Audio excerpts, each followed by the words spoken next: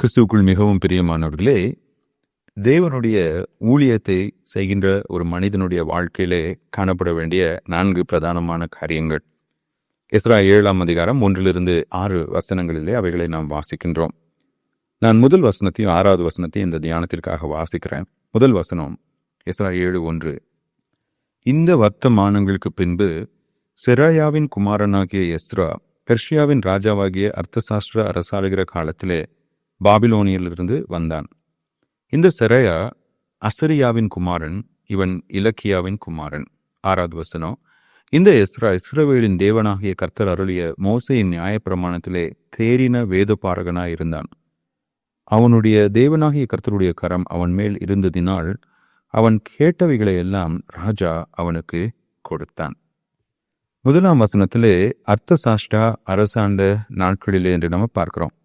இந்த அர்த்தசாஷ்டா என்பவன் அகஸ்வேரு ராஜாவின் மகன். யார் இந்த அகஸ்வேரு?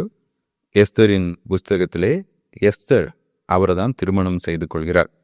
அந்த பெர்ஷிய ராஜாவினுடைய மகன்தான் இந்த அர்த்தசாஷ்டா. இந்த அர்த்தசாஷ்டாவுடைய நாட்களில் எஸ்ரா எருசலேம் கிளம்பி போறார்.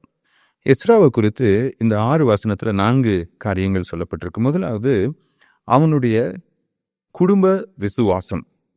அவன் செரையா அப்படிங்கிறவருடைய மகன். இந்த எஸ்ராவனுடைய 16 முற்பிதாக்கள், இவனுக்கு முன்னாடி வந்த இவனுடைய அப்பாவுடைய குடும்பத்தில் வந்த 16 முற்பிதாக்கள் தேவனுடைய ஊழியத்தை செய்தார்கள் என்று நம்ம வேதத்தில் வாசிக்கிறோம். அப்போ அந்த குடும்பமே ஒரு விசுவாச குடும்பமாக இருக்கிறது. எனக்கு அன்பானவர்களே, ஒரு ஊழியக்காரனுடைய குடும்ப வாழ்க்கை மிக மிக முக்கியம். 1 தீமோத்தேயு 3ஆம் அதிகாரத்திலையும் சரி, தீத்து 1ஆம் அதிகாரத்திலையும் சரி, மூப்பர்கள் இல்லைன்னா உதவிக்காரர்கள், அதை போதகர்களுக்கு பொருந்தும், பிஷப்மார்களுக்கு பொருந்தும், எல்லா தேவனுடைய ஊழியக்காரர்களும் பொருந்தும். ஏன், எல்லா விசுவாசிகளும் அப்படிப்பட்ட ஒரு வாழ்க்கையை தான் வாழணும். அதில் ஒரு முக்கியமான அம்சம் என்னென்னா, தன்னுடைய சொந்த குடும்பத்தை ஒழுங்காய் நடத்துபவன்.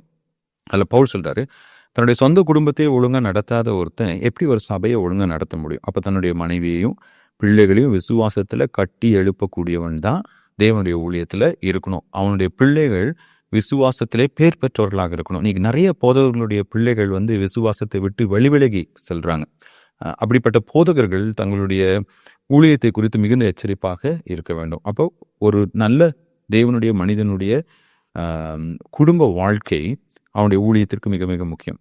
2வது நம்ம என்ன பார்க்கிறோம் அப்படின்னா, இவன் மோசேயினுடைய நியாயப்பிரமாணத்தை கற்று தேர்ந்தவன் என்று வாசிக்கிறோம். அந்த எஸ்ராவை குறித்து நம்ம பார்க்கும்போது 7ஆம் வசனத்தில் நியாயப்பிரமாணத்தை தேறினவன் என்று கூறுகிறது.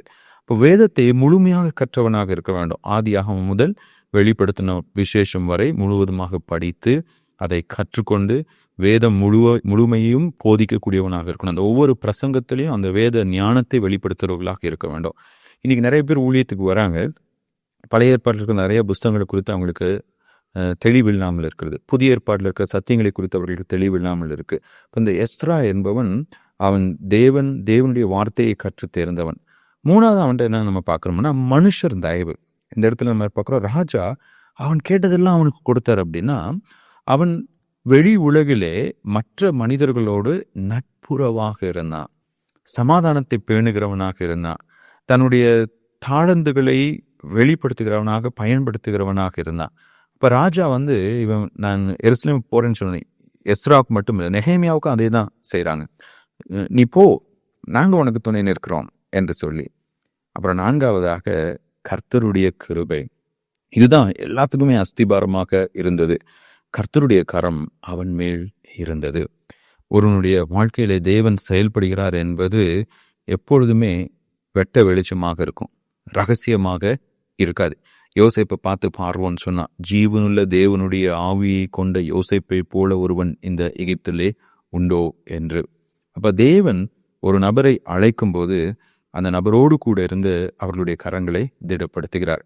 அந்த நபர்கள் பார்த்தீங்க அப்படின்னா தங்களுடைய ஊழியத்தையோ குடும்ப வாழ்க்கையோ தனிப்பட்ட வாழ்க்கையோ பொய் சொல்லி ஏமாத்தி மக்கள்கிட்ட பணத்தை திருடி அப்படிலாம் அவங்க ஊழியம் செய்யவே மாட்டாங்க. அவங்க தரிசனமே பார்க்காம கடவுள் எனக்கு தரிசனத்தை கொடுத்தாரு, கடவுள் என்னை இதை செய்ய சொன்னார், அதை செய்ய சொன்னார்னு சொல்லிட்டு நீங்கள் பார்த்தீங்க அப்படின்னா வியாபாரிகள் மனிதர்களை ஏமாற்றி வியாபாரம் செய்வதைப் போல ஊழியத்தை வியாபாரமாக்கி கொண்டிருக்கிற நிறைய பேர் இருக்காங்க.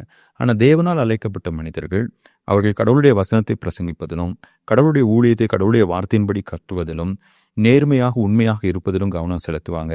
தேவனுடைய கரம் அவர்களோடு கூட இருப்பதுனால அவங்க மக்களை ஏமாற்றாமலேயே மக்களுடைய தயவு, அன்பு, அனுக்கிரகம், கடவுளுடைய கிருபை அவருடைய வாழ்க்கையிலே அதன் மூலமாக வெளிப்படும். எஸ்ராவுக்கு அது நேர்ந்தது. எனவே எனக்கு பிரியமானவர்களே, நம்முடைய வாழ்க்கையிலும் கூட நாம் நம்முடைய குடும்பத்தை கடவுளுக்குள்ளாக கட்டி எழுப்புகிறவர்களாகவும் வேதத்தை கற்று அறிந்து அதற்காக நேரம் செலவழிப்பவர்களாகவும் நம்மோடு கூட இருக்கின்ற சக மனிதர்களோடு சமாதானமாய் இருந்து நம்முடைய உழைப்பின் மூலமாக அவர்களுடைய ஆதரவை நாம் பெற்றுக்கொள்கிறவர்களாகவும் கடவுளுடைய கிருபையை சார்ந்து கொள்கிறவர்களாகவும் நாம் காணப்பட வேண்டும். தேவன் இந்த தன்மைகளை நாம் கொடுப்பாராக. ஆமீன்.